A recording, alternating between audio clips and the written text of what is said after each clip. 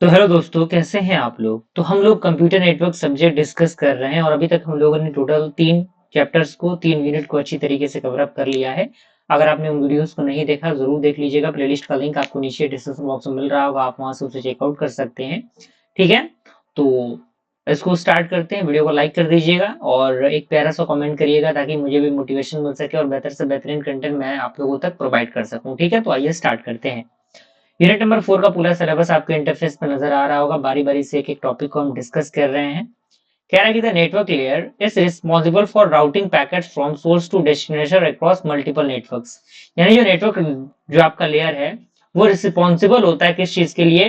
राउट करने के लिए जो भी आपके सोर्स ऑफ इंफॉर्मेशन होते हैं फ्रॉम सोर्स टू डेस्टिनेशन, यानी सोर्स से लेके डेस्टिनेशन तक मल्टीपल नेटवर्क्स के माध्यम से चीजों को राउट करने के लिए बेसिकली इसका यूज होता है।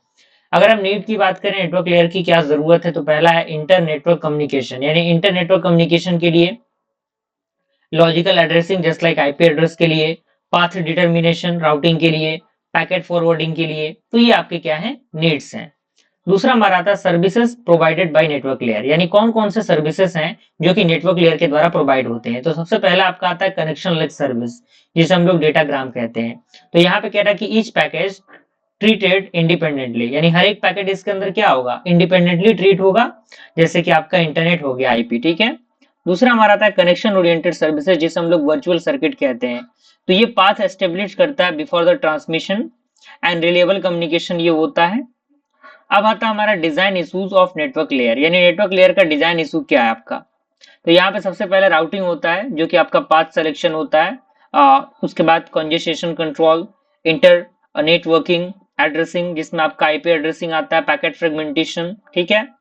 राउटिंग एल्गोरिथम की बात करें तो सबसे पहले आपका आता है least count routing algorithm. Concept इसका कह रहा है कि select path with the minimum cost, यानी ये क्या करता है? पाथ को सेलेक्ट करता है एक मिनिमम कॉस्ट के द्वारा, एंड कॉस्ट में भी डिपेंड, यानी कॉस्ट जो है, कॉस्ट किस पे डिपेंड कर सकता है? आपके डिस्टेंस पे, डिले पे, यानी कितना ज्यादा देर हो रहा है, और बैंडविड्थ पे। ठीक है।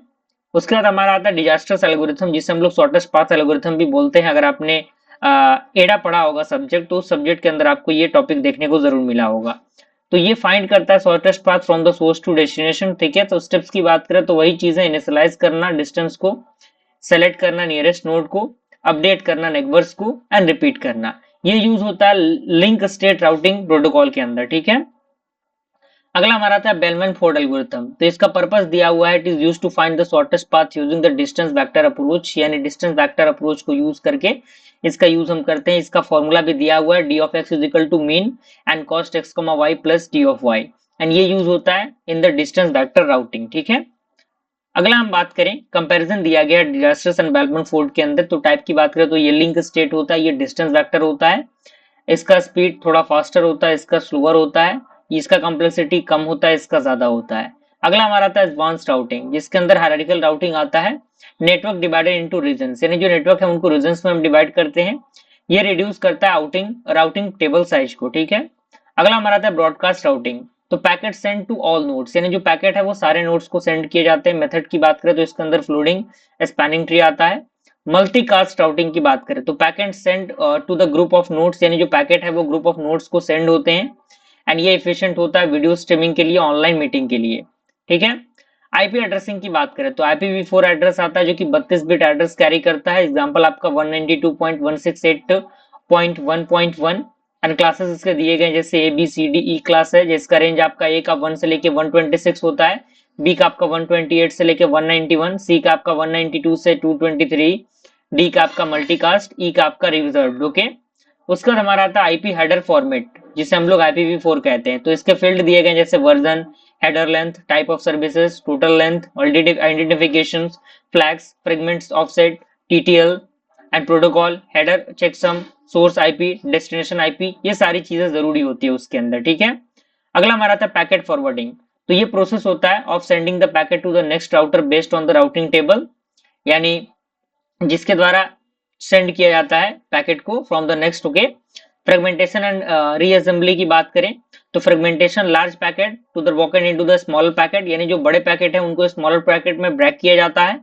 ये डन होते हैं by the routers. And reassembly that means fragments combined at the destination, अगला हमारा आता है internet control message protocol. Function की बात करें तो error reporting, network diagnostics, example जैसे destination unreachable, time exist, ping command, ये सारी चीजें हैं।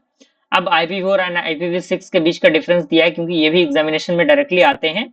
तो एड्रेस साइज इसका 32 बिट का होता है, इसका 128 बिट का। डेसिमल ये आपका हेक्साडेसिमल में होता है। सिक्योरिटी लेस होता है, इसका ज्यादा होता है। यहाँ पे लिमिटेड होते हैं, यहाँ पे काफी ज्यादा होते हैं। ये आपका मैनुअल होता है, ये ऑटो होता है, ठीक है। अब यहाँ पे कुछ टेबल दिए गए हैं जो कि आपके एट द लास्ट पॉइंट याद होनी चाहिए।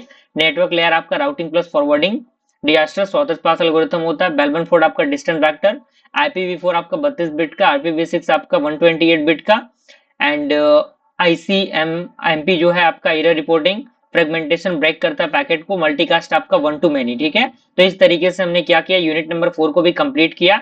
और आप किस तरीके से चीजों को बना रहे हैं वो आप पे डिपेंड करता है, क्योंकि मेरा काम है चीजों को आपके एग्जामिनेशन से पहले प्रोवाइड करना, और एज इट इज मैं चीजों को प्रोवाइड कर रहा हूँ। ओके, तो मिलते हैं फ्रेंड्स अगले वीडियो में, तब तक के लिए थैंक यू।